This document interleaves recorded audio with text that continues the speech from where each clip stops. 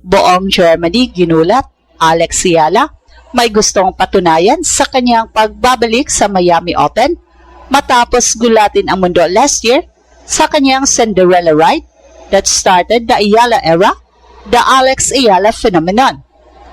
Hindi pa man nagsisimula ang laban, ramdam na agad ang tensyon dahil si Alex may gustong patunayan laban sa isang veterana at 3-time Grand Slam champion na si Laura Siegemund. Hindi ito pipitsuging kalaban, in fact isang champion veteran na kayang ipanalo ang laban dahil sa kanyang di matatawarang experience. At eto ang ginulat ang mundo kung saan bawat update yayanig sa mundo ng sports. At bago tayo magpapatuloy, maglalambing po para sa mga bago pa dito sa ating channel to like and subscribe. Pakinggan ang sigaw, ang galing ng Pinoy laging natatanaw. Katulad ni Alex sa laro ay sikat, sa bawat tagumpay mundo'y namumulat. Dahil tayo ang ginulat ang mundo, mga kwentong inspirasyon buo ang puso. Ginulat ang mundo, ginulat ang mundo. Well, thank you so much for yan nga, staying up late and being tired the next morning when you go to work just to support. So it means so much. Sa round of 64 ng Miami Open, isang nag-aapot na laban ang nakaabang, isang racing superstar mula Pilipinas kontra sa isang tactical mastermind mula Germany. Walang head-to-head history, walang nakakaalam kung sino ang unang bibigay. Pero isang bagay ang sigurado, hindi ito magiging normal na laban. Check na katutok ang buong tennis world at ang panalo ni Alex will surely catapult her in line with Sabalenka, Williams, and Sharapova. Si Alex, world number 29, fresh mula sa malalakas na performances sa Paribas Open ngayong 2026, dala ang power, confidence, at momentum. Pero sa kabilang side, si Siegemund, isang veteran na kilala sa kanyang mind games, drop shots, at kakaibang diskarte na kayang sirain ang ritmo ng kahit sinong kalaban. Ito ang labanan ng youth versus experience.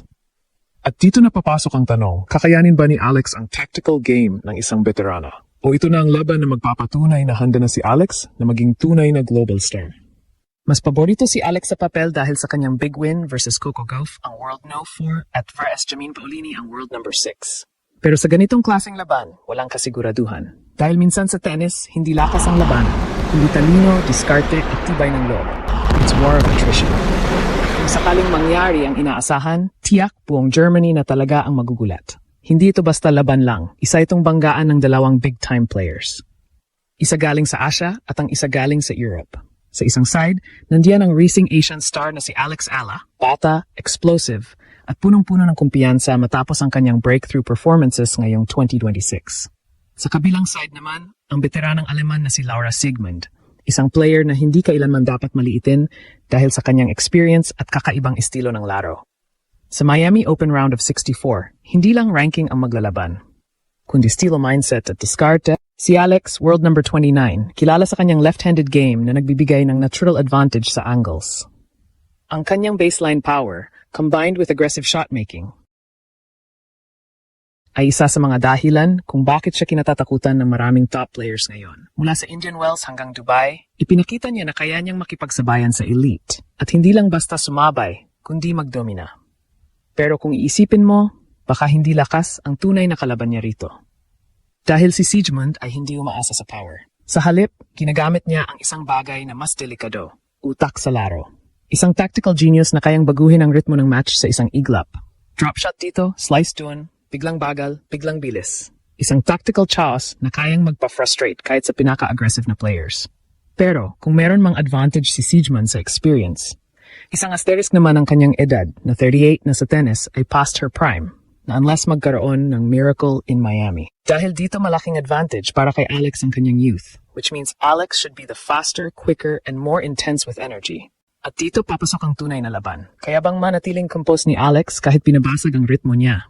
O mapipilitan siyang magkamali dahil sa diskarte ng veterana? Mas bata, mas mabilis, mas malakas si Alex, walang duda.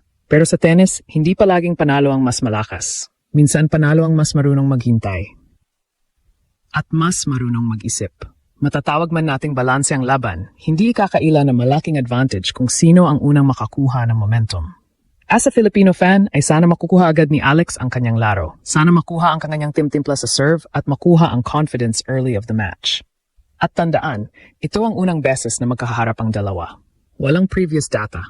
Walang pattern na pwede na 20 years old pa lamang upang pataubin ang isang veteranang German tennis legend. Ito na ba ang moment na tuluyang angat si Alex bilang global contender? Well, baka na ito na ang crowning glory ni Alex. At dito na tuluyang makukuha ni Alex ang kanyang unang 1,000 crown. Pero nakaharang si Laura Siegemund sa daan ni Alex at handang pigilan. Pero nakikita natin na si Alex ay parang baha, na kahit flood control dikes ay hindi mapipigilan. Ngayon, usapang pressure na. Dahil hindi lang simpleng round of 64 match ito para kay Alex, kundi isang napakalaking test ng kanyang consistency at mental toughness sa Miami Open. Dito dapat ipakita ni Alex na kayanan niyang buhatin ang buong Pilipinas sa kanyang mga balikat. Ang dala na pressure sa pagiging face of Philippine sports ay napakabigat na pwedeng siyang magpapabagsak sa kanyan kung di makakayanan. Tandaan, hindi lang siya basta lumalaban para umusad sa tournament. Dala niya ang bigat ng pagiging defending points holder mula sa kanyang malalim na run noong nakaraang taon.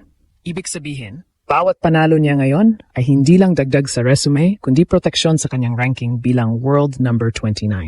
Isang maagang exit, posibleng bumaba ang ranking. Posibleng maapektuhan ang momentum na pinaghirapan niyang buuin ngayong 2026. At sa level na ito, kung saan dikit-dikit ang rankings, bawat punto ay may katumbas na pressure. Hindi lang sa court, kundi sa buong trajectory ng kanyang career. Pero kampante tayo na kaya ni Alex ang pressure. She is made of steel, and she will win for all the Filipinos around the world. Sa kabilang banda, hindi rin basta papasok sa laban si Laura Siegemund nang walang kumpiyansa. Galing siya sa solidong panalo laban kay Petra Marcinko. Isang straight sets victory na malinaw na nagpapakita na nasa kondisyon siya at handang manggulo ng kahit sinong mas mataas ang ranking. Pero ang tunay na delikado kay Siegemund ay hindi lang ang kanyang form, kundi ang kanyang kakaibang estilo ng laro. Dito masusubok ang strategy ni Alex kung paano niya pababagsakin ang 3-time Grand Slam champion. Hindi siya yung tipong sasabay sa lakas ni Alex o makikipagpalitan ng power shots sa baseline. Sa halip, ginagamit niya ang mas komplikadong armas, ang utak, sa pamamagitan ng drop shots, slices, pagbabago ng tempo at pagbasag sa ritmo ng kalaban, nagagawa niyang gawing parang chess match ang isang tennis game. At sa ganitong setup, kahit ang pinaka-aggressive na player ay pwedeng maligaw sa sarili niyang diskarte. Pwedeng maging labanan ito ng discard at kung maiangat pa ng husto ni Alex and kanyang mind games, ay ito ang magiging X-factor ng laban. Dito ngayon, papasok ang pinaka-critical na aspeto ng laban para kay Alex, ang kanyang composure. Kapag na-frustrate siya sa mga biglaang pagbabago ng pace, kapag napilitan siyang magmadali o pilitin ang mga tira, doon magsisimulang gumana ang bitag ni Siegemund.